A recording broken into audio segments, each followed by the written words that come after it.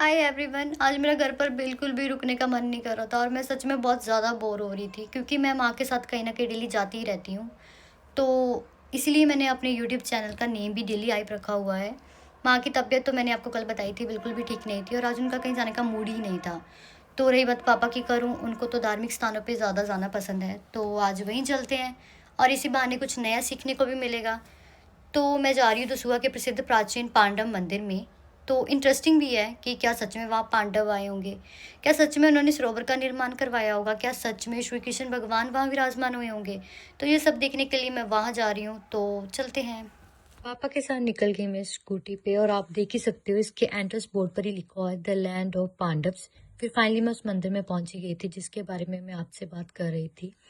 ये मंदिर सच में बहुत ही सुंदर था और सरोवर के बीचों बीच स्थापित था और इस मंदिर में शांति भी बहुत ही ज़्यादा थी और मन को एक अलग ही सुकून मिल रहा था। उसके बाद मैं चली गई आगे और मैंने फटाफट से अपने शूज़ उतारे और मंदिर के अंदर माथा टेकने के लिए चली गई।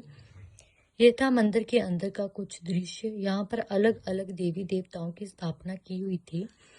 फिर मैंने सभी देवी देवताओं के आगे माथा टेका। पंडित जी तो मुझे यहाँ कहीं दिखाई नहीं दिए, अगर कुछ दिखाई दिया तो एक बड़ा सा बोर्ड था जिसपे इस पूरे प्राचीन मंदिर की स्टोरी लिखी हुई थी। इसके बाद मैं चली गई मंदिर की बैक साइड पर जहाँ की मानता थी कि अगर आप नंदी के कान में कुछ बोलते तो भोलेनाथ आपकी मनोकामना जल्दी पूरी कर देते हैं।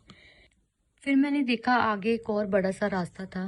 एक्चुअली इस मंदिर के दो रास्ते हैं, एक तो वो वाला जिस जिस रास्ते से हम आए थे और ये दूसरा रास्ता था इस मंदिर का और ये भी सच में बहुत बड़ा था। ये थी मंदिर की फ्रंट साइड जो दूसरे रास्ते पर थी और फिर मैं चली गई सरोवर के पास। कहते हैं कि यहाँ पर पहले बहुत सारी मछलियाँ हुआ करती थी पर अब नहीं थी। फिर मैं मिली दो अंकल से जिन्होंने मुझे इस पूरे मंदिर की स्टोरी बताई। माइक घर पर बोलने की वजह से मैं उनकी वॉइस को प्रॉपर कवर तो नहीं कर पाई हूँ, इसलिए मैं आपको सारी स्टोरी खुद बताऊंगी जो जो उन्होंने मुझे बताई थी। उन्होंने मुझे बताया था कि महाभारत काल में अज्ञातवास के दौरान पांडवों ने विराट राजा के राज्य में यहाँ आश्रय लिया था। भीम ने पशु के लिए पानी की व्यवस्था करते हेतु इस सरोवर का निर्माण करवाया था और ऐसा माना जाता है कि भगवान कृष्ण भी यहीं आए थे और उन्होंने युद्ध से पहले पांडवों को आशीर्वाद भी दिया था इस मंदिर में। फिर मैंने देखा श्री परशुराम जी का मंदिर और ये भी सच में बहुत सुंदर मंदिर था और यहाँ पर भगवान विष्णु के अवतार बताए गए थे, चिराम जी बताई गई थी और हमारी संस्कृति के बारे में बताया गया था।